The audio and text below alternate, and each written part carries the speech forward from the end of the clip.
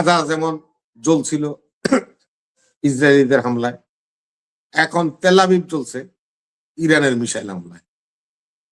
ছারখার হয়ে গিয়েছে ইসরায়েলের প্রতিটা শহর। এবং যে কথাটা আপনি বলছেন বিশ্ববাতে ওদের যে পারমাণবিক কেন্দ্র আছে, সেটা হামলাটা কখন হচ্ছে? ইরান এবার যুদ্ধের স্ট্র্যাটেজিস্টে ঘুরেছে। তারা বলছে যে না, ইসরায়েলে আক্রমণ করার আগে ইসরায়েলের আক্রমণ ঠেকানোর জন্যই যেখানে যেখানে আমেরিকা আছে সেখানে সে হামলা করবে। তারা কুয়েতে হামলা করেছে, বাহরাইনে হামলা করেছে, আবুধাবিতে করেছে, সৌদিতে করেছে, জর্ডানে করেছে। ওদের যে মিসাইলকে ডেস্ট্রয় করার জন্য যে থার্ড সিস্টেম আয়রন ডোম যেগুলি বসাইছে আমেরিকা, সেগুলি ঘাঁটিগুলিতে তারা হামলা করে আগে রাডার সিস্টেমকে দুর্বল করে দিচ্ছে। এখন আপনার যুদ্ধের 18তম দিনে আমরা কি দেখছি? যুদ্ধটা তো ইরানের নয়, যুদ্ধটা হলো ভিন্ন জিনিস। আমরা যারা বলছি এই যুদ্ধটা তৃতীয় বিশ্বযুদ্ধের দিকে মন নিচ্ছে না, এই যুদ্ধটা শুরু হয়েছে হলো প্রথম ক্রুসেডের পরে সেকেন্ড ক্রুসেড। এটা আমেরিকান প্রতিরক্ষা মন্ত্রী যে বইটা লিখেছে আপনারা দেখেন, সেটাতে আছে আমেরিকান ক্রুসেড, এবং সে জন্মসূত্রে একজন জায়নবাদী এবং ইহুদি। বর্তমানে তিনি ট্রাম্প প্রশাসনের প্রতিরক্ষা মন্ত্রী হিসাবে দায়িত্ব পালন করছেন। এখন যুদ্ধটা হবে হলো, একদিকে আমরা জানি যে গাজী সালাউদ্দিন মুসলমানদের পক্ষে ছিলেন, ফিলিপস রিচার্ডসরা হলো ক্রুসেডের, তার মানে হলো জায়নবাদীদের পক্ষে ছিল। সম্মিলিত ইউরোপে বিরুদ্ধে জেরুজালামের সালাউদ্দিনকে লড়তে হয়েছিল। আমি দেখছি 1000 বছর পরে আবারও আমাদেরকে সেই ধরনের একটা ক্রুসেডের সম্মুখীন হচ্ছে। এখন প্রশ্নটা হলো আর কি আছে সেটা আমরা তো দেখতেই পাচ্ছি। ব্যাপক আলোচনা না করে আমি একটু ইতিহাস সহকারে বলি। বিভক্তিটা হলো মুসলমানের মধ্যে, সেই বিভক্তিটাই কিন্তু আজকে মধ্যপ্রাচ্যের বিশাল তেল ভান্ডারকে লুট করে ইঙ্গো মার্কিন, ফ্রান্স, জার্মান এবং নেটো নিয়ে যাচ্ছে, ইউ নিয়ে যাচ্ছে। কিভাবে নিচ্ছে? আমি আরো একদিন আপনার এখানে বলছিলাম যুদ্ধটা শুরুর সময়, সেটা হলো দেখেন,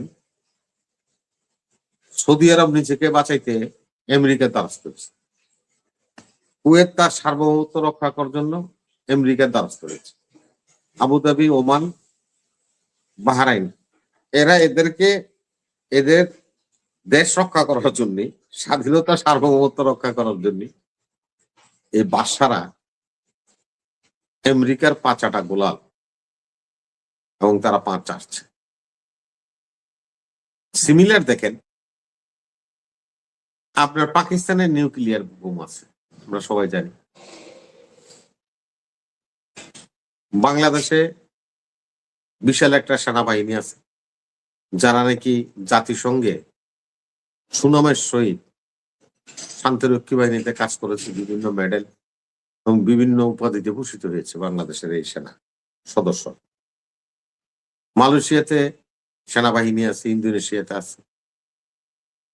আমরা মুসলিম কান্ট্রি, ইচ্ছা করলো সৌদি আরব আমেরিকার থেকে 500 সোলজার আনছে, আমাদের থেকে 50,000 নিত, পাকিস্তান থেকে নিত, ইন্দোনেশিয়া থেকে নিত, মালয়েশিয়া থেকে নিত। তা আমাদের সোলজাররাই তো ওইখানে তাদের নিরাপত্তা বিধান করতে পারত।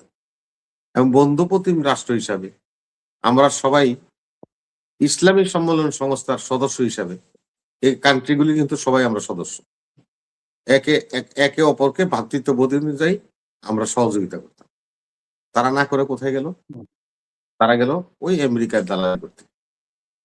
আজকে আমেরিকা এসে দেখেন কিভাবে সেই নেটটা সাজাইছে। এর আগের যুদ্ধ যেটা ইরানের সাথে হলো কিছুদিন আগে। তারা তারা এত মিসাইল হিট করছে, দেখা গেছে যে এই ইসরায়েলের মাটিতে মিসাইলই পড়ে নাই, বা দুই একটা যদি লক্ষ্যভেদ করে যদি। কেননা জর্ডানের থার্ড সিস্টেম আছে, সৌদিতে আছে, কাতারে আছে, বাহারাইনে আছে, আপনার কুয়েতে আছে। অতএব এই থার্ড ইয়ে দিয়ে তারা প্যাট্রিয়ট দিয়ে এগুলি ইসরায়েলে পৌঁছার আগেই ইরানের এই সমস্ত মিসাইল এখানে ধ্বংস করে দিত। ইরান এবার যুদ্ধের স্ট্র্যাটেজিসটা ঘুরেছে। তারা বলছে যে না, ইসরায়েলে আক্রমণ করার আগে ইসরায়েলের আক্রমণ ঠেকানোর জন্য যেখানে যেখানে আমেরিকা আছে সেখানে সেনা হামলা করবে। তারা কুয়েতে হামলা করেছে, বাহরাইনে হামলা করেছে, আবুধাবিতে করেছে, সৌদিতে করেছে, জর্ডানে করেছে। ওদের যে মিসাইলকে ডেস্ট্রয় করার জন্য যে থার্ড সিস্টেম, আয়রন ডোম যেগুলি বসাইছে আমেরিকা, সেগুলি ঘাঁটিগুলিতে তারা হামলা করে আগে রাডার সিস্টেমকে দুর্বল করে দিচ্ছে। এখন আপনার যুদ্ধের 18তম দিনে আমরা কি দেখছি, গাজা যেমন জ্বলছিল ইসরায়েলিদের হামলায়, এখন তেল আবিব চলছে ইরানের মিসাইল হামলায়। ছারখার হয়ে গিয়েছে ইসরায়েলের প্রতিটা শহর। এবং যে কথাটা আপনি বলছেন বিরসাবাতে ওদের যে পারমাণবিক কেন্দ্র আছে, সেটা হামলাটা কখন করছে? গতকালকে যখন ইসরায়েল ফর্দোতে আপনার হামলা করছে পারমাণবিক স্থাপনার উপরে, যেটা ওরা বলতেছে ইরানের কাছে, তারপরেই তারা কাউন্টার আক্রমণটা করছে আপনার ইসরায়েলে। এখন পর্যন্ত সব মতে যেখানে আমরা দেখছি, সে আমার আশাবাদী যে যে নেটওয়ার্ক এখানে কাজ করতেছে, দেখেন নেটওয়ার্কটা কেন কাজ করতেছে। ভেনেজুয়েলা থেকে একতরফা ভাবে তেল ক্রয় করতো, ক্রুড অয়েল নিয়ে আসতো চীন মাদুরো থেকে। যখন নাকি তারা বুঝলো যে চীন একটা কম্পিটিটর হিসেবে আগে যেতেছে অর্থনৈতিকভাবে এবং সামরিকভাবে, তখনই তারা ভেনেজুয়েলাতে হামলা করে মাদুরোর উঠে এনে চলে গেছে। সেখান থেকে যে এই তেলটা চীনে আসতো, সেটা আসা সার্ভিস তাদের এখন এটা বন্ধ হয়ে গেছে। একটা কান্ট্রি চীন, আমাদের যেরকম মনে করেন গ্যাস খনি আছে বা বিভিন্ন দেশে আছে এরকম খনি, চীনে কিন্তু এনার্জির কোনো খনি নেই। টোটাল এনার্জিটাই নির্ভর করে তারা বিদেশ থেকে আমদানি করে তাদের এনার্জিটা মিট আপ করে। তাদের দ্বিতীয় রাষ্ট্রটাকে ইরান। এখন ইরান থেকে যদি তেল বা এনার্জি গ্যাস যদি চীন না পায়, তাহলে ট্রাম্পের হিসাবটা হলো চীন দেশে একটা ব্যারিকেড দিবে। কারণ রাশিয়ার উপরে তো এমনি নিষেধাজ্ঞা আছে, রাশিয়াতে তেল কিনতে পারতেছে না। অর্থাৎ চীনকে সেখানে সেটা হিট করার জন্য চিন্তা ভাবনা করতেছে। এই যুদ্ধ কোন জায়গায় নিয়ে চলে যাচ্ছে? ক্রুসেডের যুদ্ধ ক্রুসেডই হবে।